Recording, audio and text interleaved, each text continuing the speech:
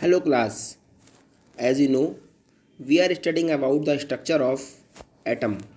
So in today's video lecture, in the chapter Structure of Atom, chapter number 4, we will study the discovery of cathode rays and also the properties about them.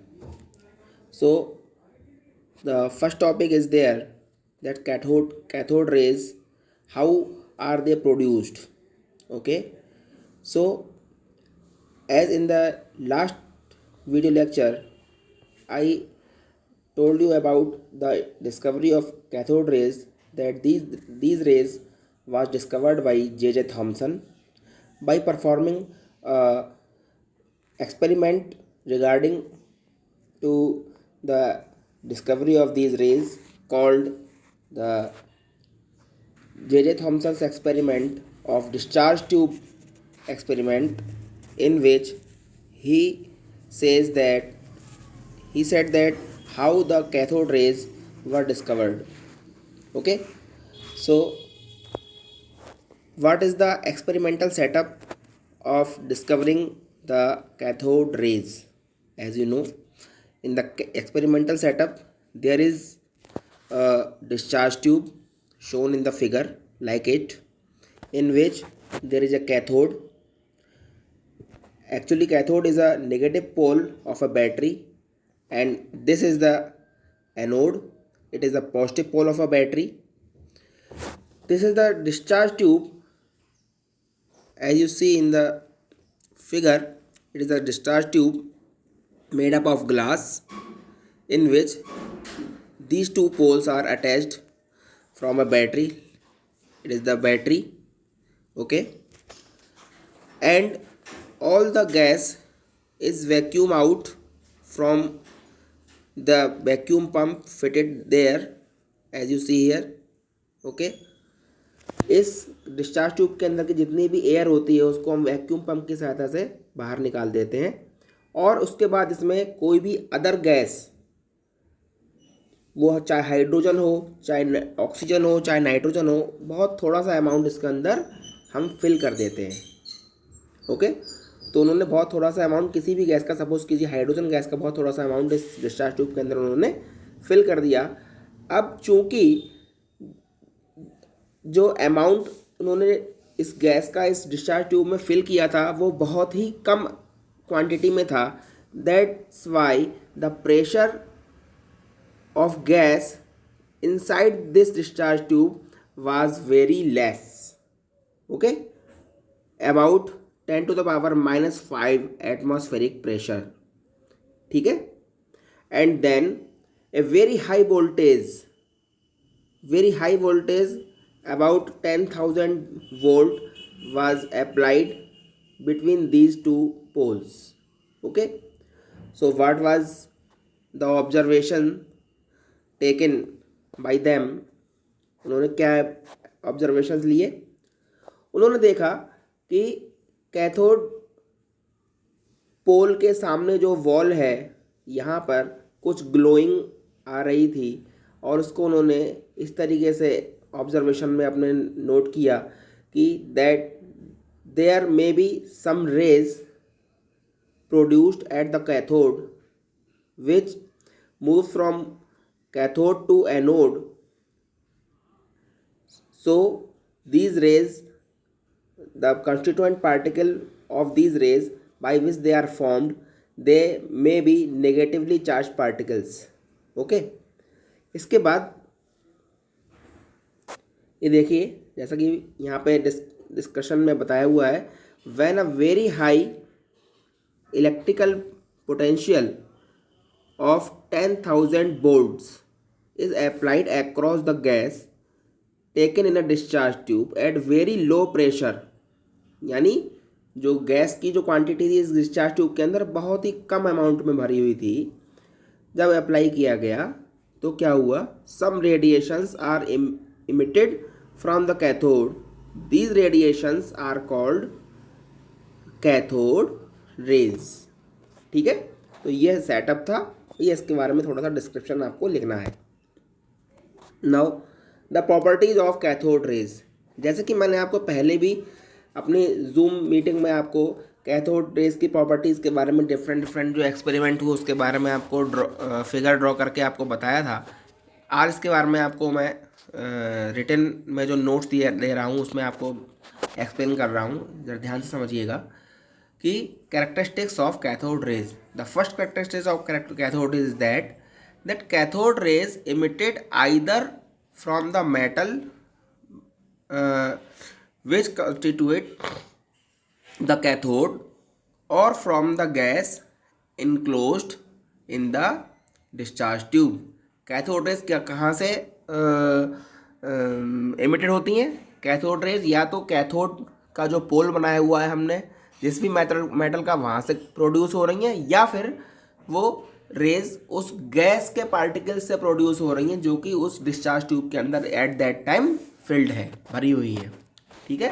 The second property, cathode rays always travel in a straight line. अभी इन सारी properties को मैं आपको experiment की help से, figure की help से समझाऊंगा। अभी आप ये समझ लीजिए कि cathode rays always travel in a straight line. जैसे कि लाइट हमेशा स्ट्रेट लाइन में ट्रैवल करती है, बिल्कुल उसी तरीके से कैथोड रेज भी हमेशा स्ट्रेट लाइन में ट्रैवल करती हैं। Cathode rays consist of negatively charge particles known as electrons. अब जैसे कि मैंने आपको बताया कि कैथोड रेज किन पार्टिकल्स से बनी होती हैं? उन पार्टिकल्स से जिनके ऊपर नेगेटिव चार्ज होता है। और ये हमें कैसे मालूम पड़ा? ये हमें इस तरीके से मालूम पड़ा क्योंकि कैथोड रेज हमेशा नेगेटिव पोल से पॉजिटिव पोल की तरफ मूव करती हैं। और हमेशा आपने देखा होगा कि नेगेटिव और positive pole means opposite poles में अट्रैक्शन होता है। इसीलिए हम ये कह सकते हैं कि जिन भी पार्टिकल्स से ये कैथोड रेज बनी हुई हैं उन पार्टिकल्स पर नेगेटिव चार्ज है। ठीक है। Next point, when cathode rays are made to strike on the metal it get heated। Means जब कैथोड रेज जब किसी मेटल पे स्ट्राइक होती हैं, पड़ती हैं, तो वो मेटल गर्म हो जाती है। और आपने देखा होगा अगर हम किसी आयरन की किसी चीज़ पर अगर ज़ोर से हथौड़े से अगर मारें या जो बार बार हथौड़े से उसको या हैमर से हैमरिंग करें तो क्या होता है? वो लोहे की चीज़ गर्म हो जाती है। ठीक इसी तरीके से जब कैथोड रेज किसी मेटल के ऊपर पड़ती हैं तो वो आयरन ऑब्जेक्ट या मेटल ऑब्जेक्ट भी हीट प्रोड्यूस करने लगता है। इसका मतलब ये हुआ, ये भी एक एग्जांपल है या एक एविडेंस है कि कैथोड रेज जिन पार्टिकल्स से बनी होती हैं उनमें मास होता है। ठीक है। Cathode raise can pass through a very thin foil of metal. बहुत पतली मेटल से बनी एक फॉइल से कैथोड रेज पास हो जाती हैं, यानी ये थोड़ी सी डेंजरस भी होती हैं। ठीक है ना। Cathode rays form diffused spots on A photographic plate और फिल्म। जैसा कि आपने देखा होगा कि फोटोग्राफिक फिल्म को अगर हम लाइट में रख दें तो उसका कलर चेंज हो जाता है due to the reaction of light with the bromine gas present on it. Like it, when cathode rays strike on a photographic film, they will turn the color of photographic film white, gray to black. Okay, it's important or important characteristic. Okay, this is known as fogging. When cathode rays strike against the glass surface or screen coated with a zinc sulfide, they produce a glow known as fluorescence. जैसा कि आपने देखा होगा कि जो tubelight होती है, tubelight के अंदर जो वाइट कलर की कोटिंग होती है वो चमकती है, लाइट देती है जब हम ट्यूबलाइट को ऑन करते हैं। ट्यूबलाइट को हम बिल्कुल डिस्चार्ज ट्यूब से कोरिलेट कर सकते हैं। जैसा कि ट्यूबलाइट में होता है, बिल्कुल सेम ऑब्जर्वेशन डिस्चार्ज ट्यूब में लिए जा सकते हैं। तो डिस्चार्ज ट्यूब के अंदर भी जो वॉल्स होती हैं वो जिंक सल्फाइड से अगर हम पेंट कर दें तो कैथोड रेज के स्ट्राइक होने से वो जो वाइट सरफेस होगी वो ग्लो करती है। ठीक है ना। When cathode rays are strike on the surface of metals like tungsten, copper, molybdenum etcetera, they produce X rays. X rays आप जानते हैं जो एक्सरे में यूज़ करी जाती हैं, एक्स रेज।